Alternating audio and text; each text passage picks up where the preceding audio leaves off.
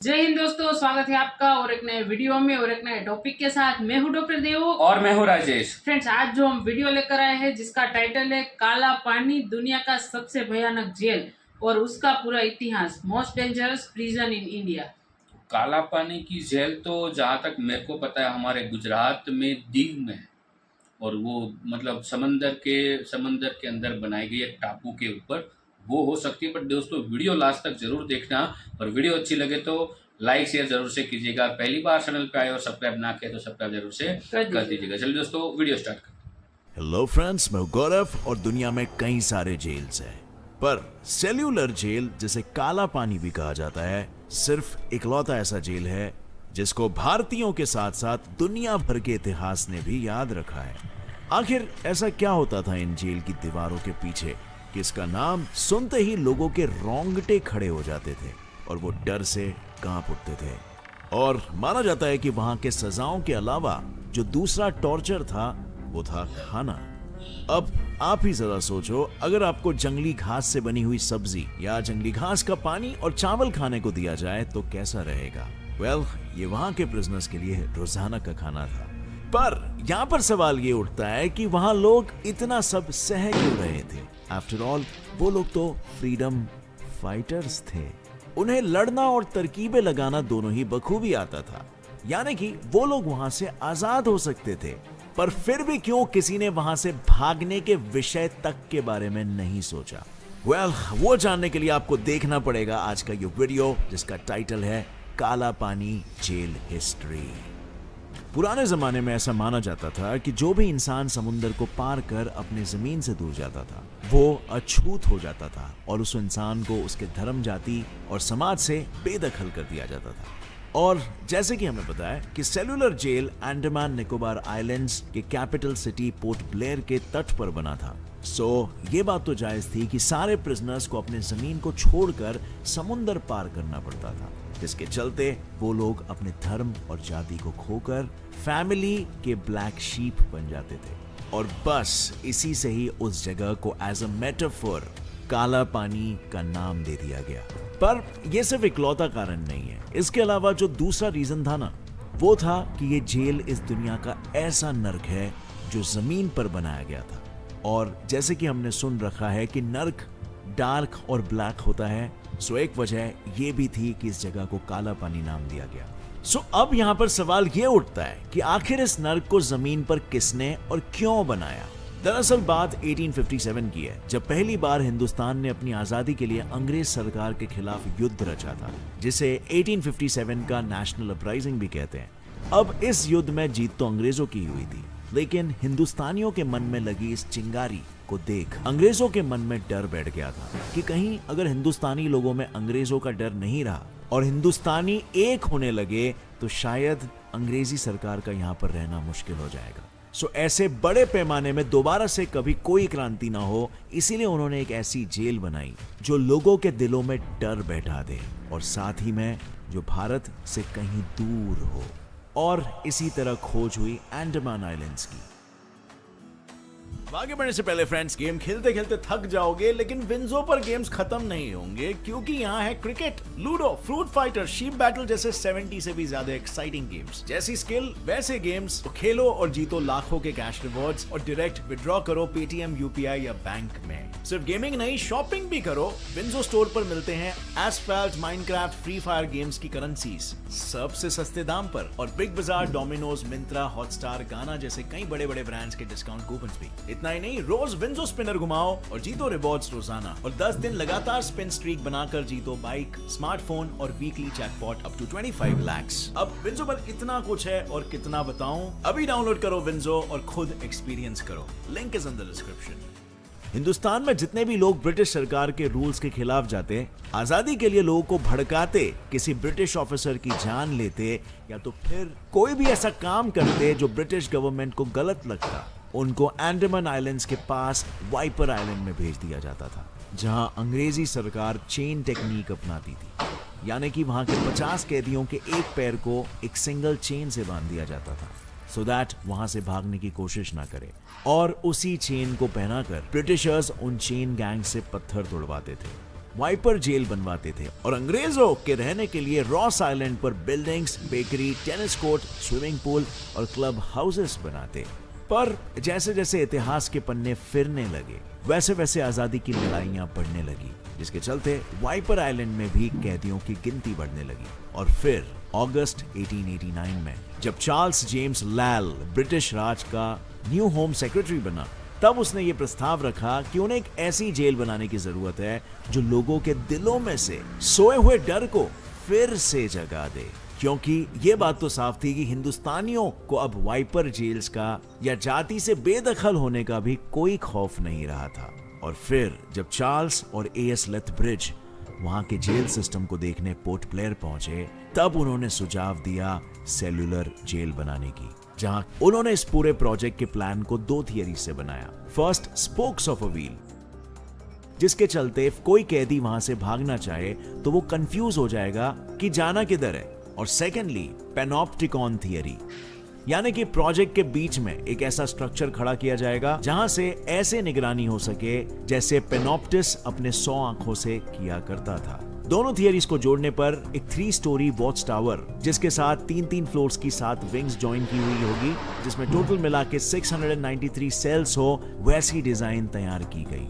और फिर तो बस डिजाइन तैयार होते ही वाइपर जेल के कैदियों से मजदूरी कराते हुए साल 1896 में इस सेल्यूलर जेल बनाने की शुरुआत हो गई, जिसे बनते बनते पूरे 10 साल चले गए। और अब बारी थी सजाए काला पानी के कहानी की शुरुआत। डर से कांप उठते। और जब तुम्हें ये पता हो कि काला पानी में जाना यानी या इस काला पानी में हर कैदियों को अलग अलग से एक छोटे से सेल में रखा जाता था, जिसकी साइज बस 4.5 बाय 2.7 मीटर्स की हुआ करती थी। और उन सेल्स में हर कैदियों को सिर्फ 2 छोटे छोटे मटके दिए जाते थे, एक पानी से भरा हुआ और दूसरा जो उन्हें टॉयलेट के रूप में यूज करना होता था। उन मटकों की साइज इतनी छोटी होती थी कि कई कैदियों ने उसे यूज करने से बेहतर फ्लोर को यूज करना सही समझा। और दिल तो तब थम जाता था कि कैदियों को जब ये पता चलता था कि उन्हें जमीन पर पूप करना है और उन्हें उसी पूप के बाजू में सोना है और उसी पूप के बाजू में खाना खाना है। इस अनहाइजीनिक कंडीशन के कारण कई कैदियों की जान भी चली जाती थी। और दूसरी चीज जहां लोगों की जान सबसे ज्यादा जा रही थी वो था यहाँ का ऑयल माइनिंग। जो लोग ऑयल माइनिंग करते थे उनके पहनावे देखने जाए तो उन्हें बस अपनी ढक जाए उतने ही कपड़े पहनने होते थे और हाथ में हथकड़ियां बांध वो पूरे दिन एक बड़ी चक्की घुमाते ताकि उस प्रेशर से कोकोनट को स्क्वीज कर ऑयल निकाला जा सके। उनका टारगेट 30 पाउंड्स ऑफ ऑयल निकालना का होता था पर डे, जो कि नेक्स्ट टू इम्पॉसिबल रहता।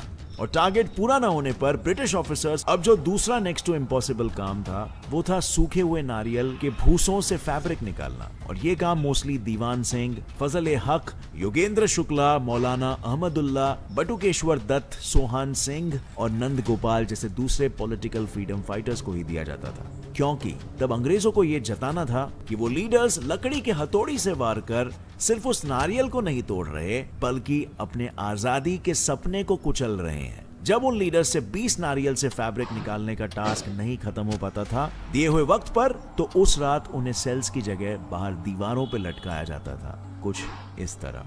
इसके अलावा जेल में जो दूसरे काम करवाए जाते थे वो थे कारपेट मेकिंग, रोप मेकिंग, टॉवेल्स को बुनना, सीसल के पेड़ों से फैब्रिक बनाना, गार्डनिंग, जेल की गटरें साफ करना, पत्थर तोड़ना और ग्लास से हुक्का शेल्स बनाना। इफ किसी से कोई काम ना हो पाए या वो काम को स्लोली कर रहा है तो उसे चाबुक से खूब पीटा जाता था। आई नो, सुनते ही रोंगटे खड़े हो रहे हैं, राइट? पर ट्रस्ट मी, मेरी मानो, ये तो कुछ भी नहीं था, क्योंकि असली टॉर्चर था वहां का खाना। पूरे दिन जानवरों के भांति काम करवाकर अंग्रेज सरकार उन्हें खाना भी जानवरों वाला ही देती थी। और मैंने ये सिर्फ कहने के लिए नहीं कहा है, उन्हें खाने में जंगली घास का पानी और पत्थरों से भरे हुए चावल दिए जाते थे। जी हाँ, जंगली घास, जिसके चलते कई कैदियों ने वो खाना खाकर अपना दम तक तोड़ दिया था। पर क्या इन हो रहे अत्याचारों के विरुद्ध कभी किसी ने आवाज नहीं उठाई? यस, आवाज तो उठाई गई थी। इनफैक्ट 12 मार्च 1933 में भगत सिंह के साथ ही बटुकेश्वर दत्त के कहने पे कई कैदियों ने हंगर स्ट्राइक चालू की। उनकी बस 2 ही मांगे थी कि अंग्रेज सरकार उन्हें प्रॉपर टॉयलेट और प्रॉपर खाना प्रोवाइड करे। पर शायद वो ये नहीं जानते थे कि उनकी वो स्ट्राइक उनके मौत का कारण बनेगी। शुरुआत के 45 डेज तक तो अंग्रेजी सरकार ने उनके भूखे रहने पर कोई ध्यान नहीं दिया और 45 डेज होते ही कुछ ब्रिटिश ऑफिसर्स आए और साथ जो हुआ उसकी कल्पना करने से भी रात को नींद उड़ सकती। वहां उन पत्थर दिल ऑफिसर्स ने पहलाई और उन डॉक्टर्स ने उसी प्रोसेस के दौरान महावीर सिंह, मोहन किशोर नामदास और मोहित मोइत्रा शहीद हो गए थे क्योंकि फोर्स फीडिंग के कारण वो जूस उनके लंग्स में जा चुका था जिसके कारण उन्हें निमोनिया हो गया। और फिर जब जाने जानी लगी और मांगे पूरी नहीं हुई तब बटुकेश्वर दत्त ने हंगर स्ट्राइक खत्म करना ही सही समझा। पर सवाल अभी भी वही है जो पहले इंट्रो में था कि क्यों इन फ्रीडम फाइटर्स ने इतना सब सहना सही समझा जबकि वो लोग लड़कर या कोई तरकीब लगाकर यहाँ से आजाद हो सकते थे। ऐसा नहीं है कि यहाँ से भागने की कभी किसी ने कोई कोशिश नहीं की हो। सन 1868 की बात है जब 238 प्रिजनर्स ने एक साथ यहाँ से भाग निकलने का प्लान बनाया, पर वो सब बीच समुद्र में ही अंग्रेजी सरकार द्वारा पकड़े गए और 87 लोगों को ब्रिटिश गवर्नमेंट ने फांसी दे दी, जिसे देख फिर कभी किसी ने यहाँ से भागने की कल्पना तक नहीं की। और ऐसे ही कई सारे टॉर्चर्स फ्रीडम फाइटर्स ने 1942 के वर्ल्ड वॉर तक सहे और 1942 के बाद कहानी इस तरह पलटी कि जिस जेल में अंग्रेजों ने दूसरों पर जुल्म किया था उसी जेल में फिर उन्हें अपनी नानी याद आ गई। 1942 में जापानीज ने अंडमान निकोबार पर हमला कर सेलुलर जेल अपने कब्जे में कर लिया और उन्होंने गांधी जी और रविंद्रनाथ टैगोर के विनती पे सारे इंडियंस को छोड़ दिया। और रही बात ब्रिटिशर्स की, तो उन्होंने वही पाया जो उन्होंने बोया था, यानी कि जो टॉर्चर वो लोग इंडियंस के साथ सालों से करते आए थे वही टॉर्चर जापानीज ने ब्रिटिशर्स के साथ किया। और फिर 1945 में वर्ल्ड वॉर 2 के बाद जापान ने अंडमान निकोबार आइलैंड को सुभाष चंद्र बोस के हवाले कर दिया और आज की तारीख में भारत ने उसी काला पानी को एक म्यूजियम में कन्वर्ट कर दिया है जहां कई शहीदों की निशानियां और खून के दाग धब्बे अभी भी मानो ताजा है, जैसे कि वीडी सावरकर के पोएम्स।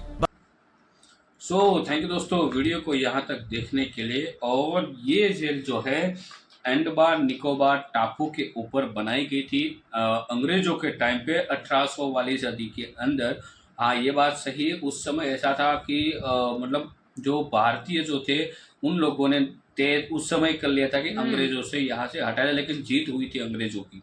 जिन्हों का मतलब थिंकिंग ऐसा था कि ऐसा दोबारा ना हो, इसीलिए जो मतलब ये नारे लगाते हैं या प्रोटेस्ट करते हैं तो उन लोगों को उस जेल में डाला जाता था और वहाँ पे मतलब पूरी नर्क से भी किया जाता था। नर्क से भी ज्यादा कुछ टॉर्चर होती थी। मुझे तो देखकर मतलब वो बोलते हैं ना। तो वहाँ तो दोस्तों यदि आप जाते हो या नहीं गए होंगे पता नहीं, लेकिन गुजरात में दीव के पास एक जेल है।